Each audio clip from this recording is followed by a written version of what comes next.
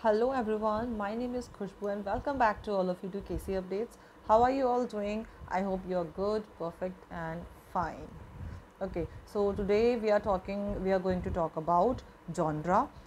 One of the last videos I made about what is literature and types of literatures. ठीक है, तो हम लोग उसमें वो डिस्कस किए थे एंड क्योंकि हमने टाइप्स डिस्कस कर लिए हैं, अब उन टाइप्स में भी आप एक तरीके से बोल सकते हो कि सब टाइप्स होते हैं या फिर जॉनरा होते हैं. उन जॉनरा में उनको बेसिकली लिखा जाता है. तो you should watch the full video if you want to be informed and if you want to know कि जॉनरा क्या है and so that you can use this knowledge for your and you can keep this knowledge for your future reference. So without any delay, let's start. Genre basically होता क्या है पहले वो समझ लेते हैं. जॉनरा का मीनिंग सिंपल मीनिंग होता है कैटेगरीज या फिर क्लासिफिकेशन. तो आपने कैटेगराइज कर दिया चीज़ों को और आपने क्लासीफाई कर दिया. अब लिटरेचर में बात कर रहे हैं तो स्पेसिफिकली हम लिटरेचर में ही कहेंगे कि हमने जो है कैटेगराइज कर दिया. लेकिन हम टाइप्स पढ़ चुके हैं तो टाइप्स जैसे कि सपोज मैंने पोइट्री की बात की तो पोइट्री में अगर मैं बोलूँगी कि इसका जॉनरा क्या है तो हम बताएंगे कि अच्छा ये पोइट्री है एंड मैंने इस पोइट्री को नैरेटिव फॉर्म में लिखा है तो इसका नैरेटिव एक जॉनरा हो गया. मैंने लिरिकल लिखा है तो ये इसका एक जॉनरा हो गया. तो हम लोग शुरू करते हैं पोइट्री से. तो अगर मैं पोइट्री की बात करूँ तो सबसे पहले आपका आता है नैरेटिव पोइट्री. नैरेटिव पोइट्री आपका एक जॉनरा है पोइट्री का.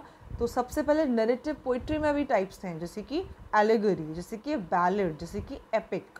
तो आपको नेम से समझ में आ रहा है नैरेटिव पोइट्री मीन्स क्या कि आप नरेट करके बेसिकली उस पोइट्री में नरेशन होगा, है ना. उस पोइट्री में नरेशन होगा और नरेशन स्टोरीज़ में होता है मोस्टली. तो पोइट्री में भी स्टोरी होती है ना. पोइट्री ऐसे भी लिखी जाती है कि उनमें स्टोरीज़ होती हैं. तो अब सपोज़ वो एलेगरी उसमें यूज़ हुआ है यानी कि उसमें मेटाफोर्स और सिम्बल्स का बहुत यूज़ हुआ होगा. आप जब उसको रीड आउट करोगे तो वहाँ पे आपको मेटाफर्स और सिंबल्स के थ्रू समझना पड़ेगा कि पोएम की मीनिंग क्या है. बैलेड में आपका म्यूज़िक आपको जो है बहुत दिखेगा. एपिक में क्या होगा, आपका कोई पर्टिकुलर हीरो होगा और उसकी बहुत उसमें जो है तारीफ़ हो रही होगी, हीरोइक एडवेंचर्स. एंड एक चीज़ और मैं आपको बता दूँ यहाँ पे, हम लोग क्योंकि हमारा जो पोइट्री लिटरेचर जो हम सब पढ़ रहे हैं ये सब हम सिर्फ इस बेस पर नहीं पढ़ रहे हैं कि आज हम लिटरेचर हमारी कैसे है, कि आज जो है आज के राइटर्स आज के पोइट्स कैसे लिखते हैं. हम लिटरेचर को ऐसे पढ़ते हैं कि जो पुराने जितने भी लिटरेचर अभी तक लिखे जा चुके हैं from the very beginning 12th और 13th सेंचुरी, शेक्सपियर और उनके टाइम से भी जो है वो एग्जैक्टली कैसे कैसे चीज़ों को लिखा गया है. In fact based upon that he तो हमने आज ये जॉनरा टाइप्स एंड एवरीथिंग बनाया है. पहले लिखा गया शायद फिर कैटेगराइज किया गया. ठीक है, तो हमने बैलेड एपिक ये डिस्कस कर लिए हैं. सेकंड आपका जॉनरा आता है लिरिकल पोइट्री का. लिरिकल पोइट्री यानी कि आप समझ रहे हो उसमें म्यूज़िक होगा और उसमें उसको सॉन्ग की तरह आप गा के जो है गा सकते हो आप उसको. तभी तो लिरिक्स वर्ड यहाँ से आया, lyrical poetry. So elegy is one of its type. Haiku, ode, sonnet. Elegy होती है वो पोएम जो किसी की डेथ के बाद आप उसको जो है लिखते हो और वो टू ऑनर द डेड के लिए होती है. हाइकू आपका एक छोटी सी पोएम होती है जिसमें 17 सिलेबल्स होते हैं. सिलेबल्स लैंग्वेज में जो है आप सबने पढ़े होंगे, सिलेबल लैंग्वेज का एक पार्ट होता है. जैसे कि अल्फ़ाबेट्स होते हैं, लेटर्स होते हैं, वैसे सिलेबल भी होता है जो कि हम बोलने के लिए सीखते हैं. ठीक है ना, परफेक्ट लैंग्वेज को बोलने के लिए सीखा जाता है. तो हाइकू में बेसिकली हाइकू का जो बैकग्राउंड होता है वो इमेजरी वाला होना चाहिए. इमेजरी एंड मेटाफर्स ये दोनों फिगर ऑफ स्पीचेस हैं. फिगर ऑफ स्पीचेस का मतलब होता है कि आपने वर्ड्स को ऐसे लिख दिया कि वो बिल्कुल डेकोरेटेड लगें और उनसे आपको प्लेजर मिले. मैंने आपको बहुत शॉर्ट में समझा दिया है इफ़ इन केस आपको ग्राउंड लेवल भी ना पता हो तो. ओडे की अगर मैं बात करूं तो ये एक ट्रिब्यूट के लिए यूज़ की जाती है कि सपोज़ आप किसी पर्सन को बहुत एडमायर करते हो तो आप उसको ट्रिब्यूट दे दो तो आपने एक ओडे लिख दिया. सोनेट होता है, आपने शेक्सपियर के सोनेट अगर पढ़े होंगे, if you are a literature student तो पढ़े होंगे, अगर नहीं तो आप पढ़ सकते हैं. कई सारे शेक्सपियर ने बहुत सारे सोनेट्स लिखे हैं. सोनेट का एक स्ट्रक्चर होता है, 14 लाइन का होता है ये, और इसमें एक राइमिंग स्कीम भी प्रॉपर होती है. वही राइमिंग स्कीम फॉलो होनी चाहिए. नेक्स्ट आपका जॉनरा आता है ड्रामेटिक पोइट्री. ड्रामेटिक पोइट्री में आपका होता है कि उसको बेसिकली बोल के एक्ट करके दिखाया जाता है. ये नो डाउट कि थोड़ा सा पुराने टाइम का, क्योंकि आपने सुन भी नहीं रखा होगा और आपने अभी देखा होगा, बट ये पूरा सारा का सारा जो है ये बहुत होता चला आ रहा है और ये बहुत फेमस रहा है और अभी भी इनफैक्ट होता है। इट्स जस्ट दैट कि हम तक इतना नहीं पहुंचा है, मे बी हमारे सराउंडिंग में नहीं है, दैट्स वाई हमें पता नहीं है। तो ड्रामेटिक में आपका आता है मोनोलॉग और सॉलिलोक्वी। सॉलिलोक्वी क्या होता है कि आप पहले मोनोलॉग से शुरू करते हैं। मोनोलॉग होता है कि जब आप पोएम लिख रहे हो, ठीक है ना, या उस पोएम को आप गा रहे हो, तो आप क्या करोगे, that there would be a speaker in both. Monologue में भी होगा, इनफैक्ट सॉलिलोक्वी में भी होगा, ठीक है, दोनों में होगा।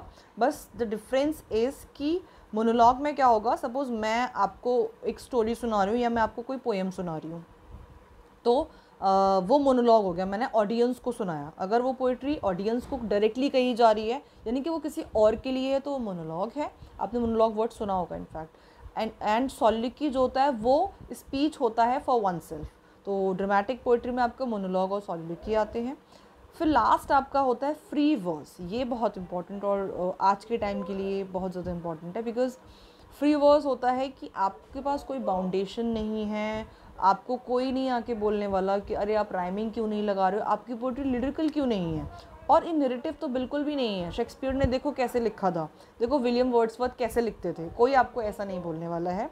आपने सुना होगा कि आजकल इनफैक्ट अगर आप पोइट्री और लिटरेचर में इंटरेस्टेड हो तो आपको पता होगा स्लैम पोइट्री आजकल जो है, that's a verse, you know, that's free verse जो मैंने यहाँ पे लिखा है। फ्री वर्स बोलते हैं, यानी कि आपके पास कोई बाउंडेशन नहीं है, आप डायरेक्टली पोएम लिख सकते हैं, आपको जैसे लिखना है आप वैसे लिख सकते हैं, but yes it should sounds you know a poem.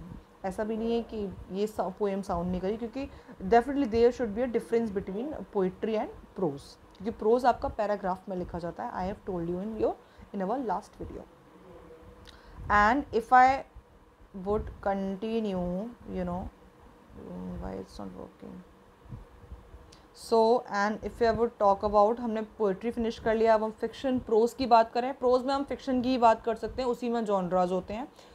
Non fiction में ऐसा जॉनरा जैसा कुछ खास होता नहीं है, ठीक है। फिक्शन में जॉनराज होते हैं, जो मैंने आपको मूवी का, अगर मैं आपको मूवी का एग्जाम्पल दूँ, मूवी में आप देखते हो ना कि आपसे पूछते हैं कि अच्छा मैंने आज मूवी देखी तो क्या जॉनरा था आपकी मूवी का, क्या था वो, तो आप कहोगे हॉरर देखी मैंने आज, तो अच्छा उसका जॉनरा हॉरर था। आपने फैंटेसी देखी, अच्छा उसका जॉनरा फैंटेसी था। साईफाई देखी तो साईफाई था, इस तरीके से। सो वो बहुत इजी है। हिस्टोरिकल फिक्शन हो गया, साइंस फिक्शन हो गया, मिस्ट्री हो गया, हॉरर हो गया। If you are not a literature student तो आप फटाफट मूवी से गैस कर सकते हो। That's how I you know tell people जो लिटरेचर से बहुत रिलेटेड नहीं है, या फिर जो स्टूडेंट हैं और अभी लिटरेचर पढ़ेंगे, या who don't know you know, तो आप मूवी से एग्जैक्टली रिलेट कर पाओगे, क्योंकि वहाँ पे भी स्क्रिप्ट लिखी जाती है, वहाँ पे भी एक राइटर होता है। ऑल्दो लिटरेचर से थोड़ा सा डिफरेंट हम कह सकते हैं, क्योंकि वो एक्ट करने के लिए लिखा जाता है, but yes writing is also there.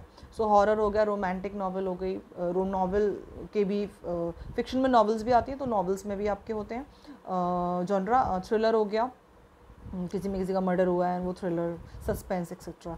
Magical realism भी आपका एक होता है, फैंटेसी हो गई, और चिल्ड्रन की लिटरेचर तो अलग से जो है वो लिखी जाती हुई है। अब हम बात कर लेते हैं ड्रामा की।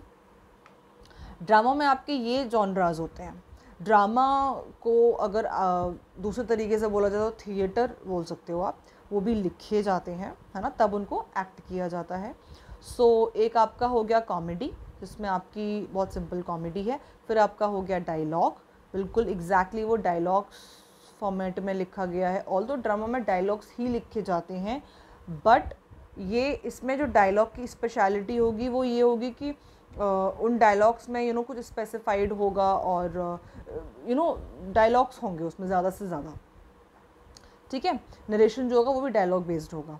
फार्स आपका हो गया, यू नो कॉमेडी होगी, लेकिन कॉमेडी ऊपर भी थी, तो देखिए डिफरेंस क्या है, ह्यूमर वाली कॉमेडी होगी।